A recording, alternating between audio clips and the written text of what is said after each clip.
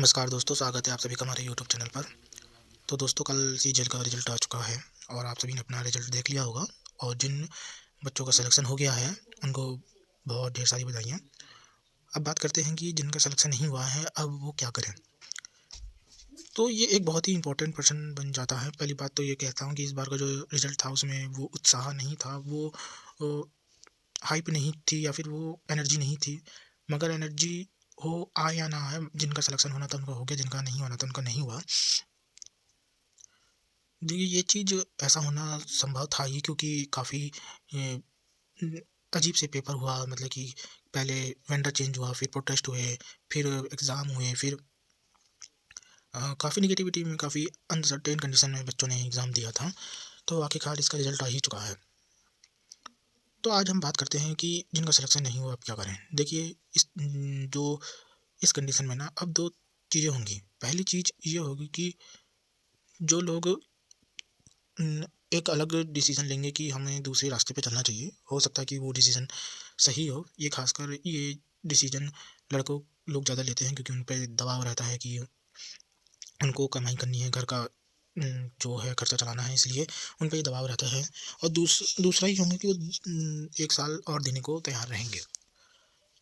पहली बात तो मैं यही कहना चाहता हूँ कि अभी जिनका सीजन में नहीं हुआ है उनका आगे एमटीएस का या फिर अदर एग्ज़ाम होंगे। अगर कोई और एग्ज़ाम नहीं हुआ तो एमटीएस का तो होगा ही होगा। मैक्सिमम बच्चों ने एमटीएस का फॉर्म भरा होगा। पहली बात तो उस पर ध्यान दीजिए। और अगर नहीं भरा है, या फिर अगर आप आगे की सोच रहे हैं, तो फिर यही 2 कंडीशन होंगी। जो लड़के लोग होंगे जिन पे खर्चा चलाने का दबाव होगा, वो कोई प्राइवेट सेक्टर में या फिर कोई और स्किल बेस जो नौकरी है वो तलाशेंगे, और जो जिनको तैयारी करना है वो तैयारी करेंगे।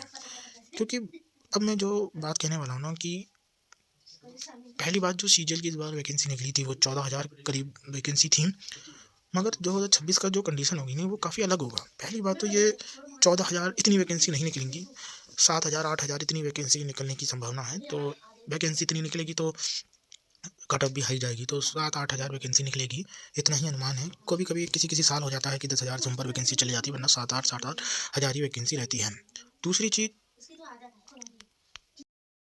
और दूसरी बात, अब थोड़ा लोग इस चीज़ के पैटर्न को समझ चुके हैं, तो अगली बार अगर आप देखेंगे तो मेरिट इससे भी हाई जाएगी।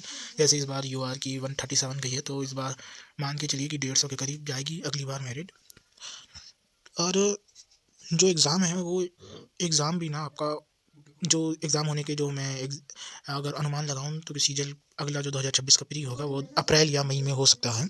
क्योंकि जैसा आप जानते हैं कि जनवरी में आपके सारे दिल्ली पुलिस के एग्ज़ाम हो जाएँगे, फरवरी में आपके एमटीएस हो जाएगा, और मार्च में आपका जीडी के सारे एग्ज़ाम हो जाएँगे। उसके बाद कोई मेजर एग्ज़ाम नहीं बचता है।